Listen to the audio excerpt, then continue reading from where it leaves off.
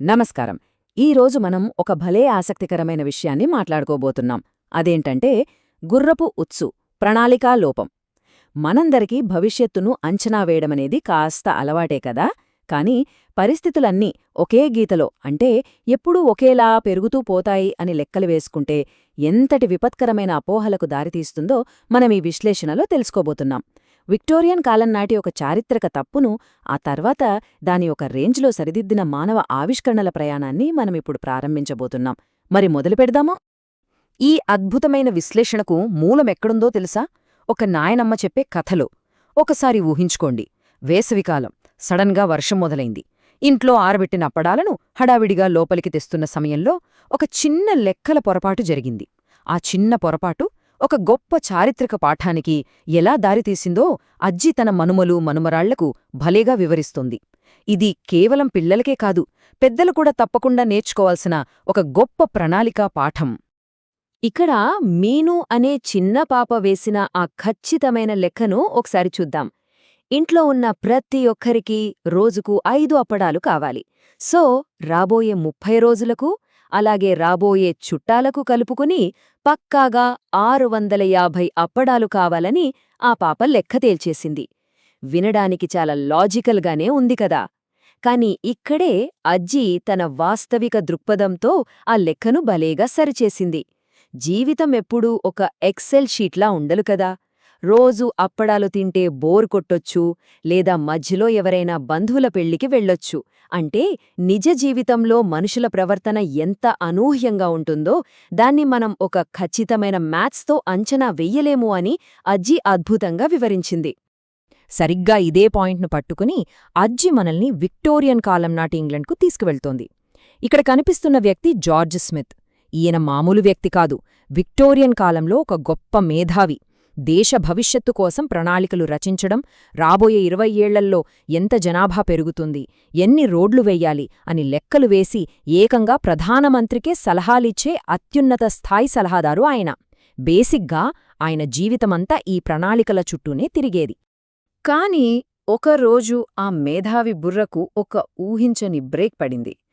George తను గుర్రపు బండిలో ప్రధాని కార్యాలయానికి వెళ్తుండగా అకస్మాత్తుగా బండికి ఒక పెద్ద కుదుపు, సడన్ బ్రేక్ పడింది. బయట చూస్తే విపరీతమైన ట్రాఫిక్ జామ్. ఆయన సాధారణంగా తన ఆలోచనల్లో ఉంటూ బయటి ప్రపంచాన్ని పెద్దగా పట్టించుకునేవాడు కాదు. కాని ఆ రోజు ఒక భయంకరమైన, వికారం పుట్టించే వాసన గుప్పుమంది. కోచ్మన్ను అడిగితే తెలిసిందేంటంటే అది గుర్రపు పేడ వాసన అని. బస్ ఆ క్షణమే ఆయన బుర్రలో ఒక కొత్త ఆలోచన, లేదా ఒక కొత్త భయం మొదలైంది. ఆ భయంకరమైన వాసన జార్జ్ స్మిత్ను ఒక గందరగోళంలోకి నెట్టేసింది. ఆయన వెంటనే తన బుర్రలో ఒక మ్యాథ్స్ ఈక్వేషన్ స్టార్ట్ చేశాడు. ఆ లెక్క ఎలా సాగిందో ఇక్కడ చూడండి. ఇంగ్లాండ్లో కనీసం 500 ధనిక కుటుంబాలుంటాయి. ఒక్కో కుటుంబానికి 2 గుర్రపు బండ్లు అనుకుందాం. ఒక్కో బండికి కనీసం 2 గుర్రాలు, అంటే మొత్తం 4 గుర్రాలు. అంటే కేవలం ఈ ధనికుల దగ్గరే ఏకంగా 2000 గుర్రాలుంటాయన్నమాట. ఇక దీనికి తోడు రాజుగారి సైన్యము, వ్యవసాయానికి వాడే గుర్రాలు, ఇవన్నీ కలిపితే పరిస్థితులు రాబోయే కాలంలో కూడా ఇలాగే పెరుగుతుపోతాయని ఆయనొక సరళ రేఖాత్మక అంచనా వేశాడు. మరి ఆ లెక్క ఎక్కడికి దారి తీసిందో తెలుసా? అక్షరాల 4 లక్షలు. అవును, జనాభా పెరిగే కొద్దీ రాబోయే 100 ఏళ్లలో గుర్రాల సంఖ్య ఏకంగా 4 లక్షలకు చేరుకుంటుందని జార్జ్ అంచనా వేశాడు. ఎందుకంటే రాబోయే 100 ఏళ్ల పాటు మనుషులు కేవలం ఈ గుర్రాలనే తమ ప్రధాన రవాణా సాధనంగా వాడతారని ఆయన బలంగా ఫిక్స్ అయిపోయాడు. ఇక ఆ 4 లక్షల గుర్రాలు కలిసి ఎంతటి విపత్తులు సృష్టిస్తాయో ఒకసారి ఊహించండి. దీన్నే మనం డి డంగ్ దూమ్ లేదా పేడ ప్రళయం అనొచ్చు. ఆ గుర్రాలు వేసే పేడను పూడ్చిపెట్టడానికి లండన్లో అసలు భూమే సరిపోదు. ఆ పేడంతా అలా పేరుకుపోయి వర్షమొచ్చినప్పుడు నీటి వనరులన్నీ కలుషితమైపోతాయి. ఊరంతా భయంకరమైన అంటువ్యాధులు వ్యాపించి చివరకు ఆ రోగాలతో మొత్తం సమాజమే నాశనమైపోతుంది అని ఆయన ఒక డిప్రెసింగ్ కంక్లూజన్కొచ్చేశాడు. ఒక గొప్ప మేధావి చేసిన చిన్న లెక్క ఎలా ఒక వినాశనానికి దారితీసిందో చూశారా? The scholar versus the secretary, a clash of perspectives. వీరిద్దరి ఆలోచనా విధానాల మధ్య ఉన్న వ్యత్యాసాన్ని ఇక్కడ మనం గమనించాలి. ఒకవైపు జార్జేమో తన లెక్కలతో అయిపోయింది, మన జీవిత విధానం నాశనమైపోతుంది అని తీవ్రమైన ఆందోళనలో పడిపోయాడు. కానీ మరోవైపు ప్రధానమంత్రి కార్యదర్శి అయిన యాడమ్ మాత్రం చాలా కూల్గా ప్రాక్టికల్గా ఆలోచించాడు. అదేంటి, మీరు వేసిన లెక్కల ప్రకారమై భవిష్యత్లో పరిస్థితులు జరగకపోతే అప్పుడేంటి అని ఒక సింపుల్ కానీ పవర్ఫుల్ ప్రశ్న అడిగాడు. నిజమే కదా, భవిష్యత్తు ఎప్పుడూ మనం గీసిన గీతలోనే వెళ్లదు. ఆడమ్ చెప్పిన ఈ వాక్యం అసలీ మొత్తం కథకే హైలైట్. ఈ మాటలు చూడండి. మీరు మీ లెక్కల్లో ఒక అతి ముఖ్యమైన విషయాన్ని మర్చిపోయారు సార్. అదే మానవులకున్న ఆవిష్కరణల సామర్థ్యం. మనం ఎప్పుడూ పరిస్థితులకు తగ్గట్లు మారతాం. మనుషులు ఎప్పుడూ ఒకే సమస్య దగ్గర చేతులు కట్టుకొని కూర్చోరు కదా, వాళ్లు కొత్త దారులు వెతుకుతారు అని ఆడమ్ చాలా క్లారిటీగా వివరించాడు. భవిష్యత్తును అంచనా వేసేటప్పుడు తరచుగా జరిగే అతిపెద్ద తప్పు ఇదే. టెక్నాలజీ అక్కడే ఆగిపోతుంది అనుకోవడం. Breaking the mould, the age of disruptive innovation. ఇప్పుడు అసలు మార్పు ఎలా మొదలైందో చూద్దాం.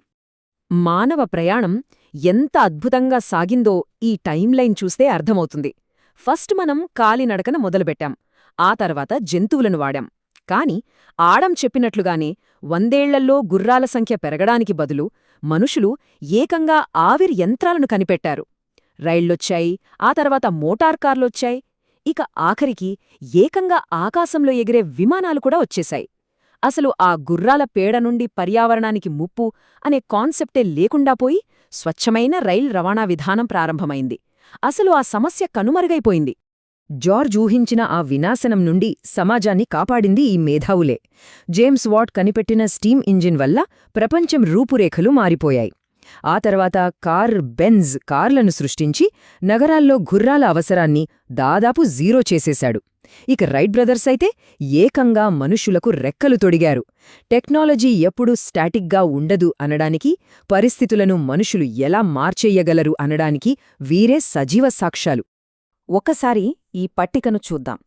జార్జ్ ఆలోచనకు, ఆడమ్ ఆలోచనకు మధ్య ఉన్న తేడా ఇక్కడే క్లియర్గా తెలుస్తుంది. సాంకేతికత ఇప్పటికీ మారదు అని నమ్మితే వచ్చేది కేవలం భయం, వినాశనం. కాని వాస్తవంలో జరిగే ఆవిష్కరణలను, డిస్రప్టివ్ ఇన్నోవేషన్ను నమ్మితే అద్భుతమైన ప్రగతి వస్తుంది. జార్జ్ వేసిన లెక్కల్లో మ్యాథ్స్ పరంగా ఎలాంటి తప్పు లేదు, కాని అందులో మానవ మేధస్సు అనే పాయింట్ను మర్చిపోవడం వల్లే ఆ లెక్క పూర్తిగా అట్టర్ ఫ్లాప్ అయింది. ఇక ఈ చారిత్రక విషయం నుండి మనం మళ్లీ మన అజ్జికథ దగ్గరికి వచ్చేద్దాం.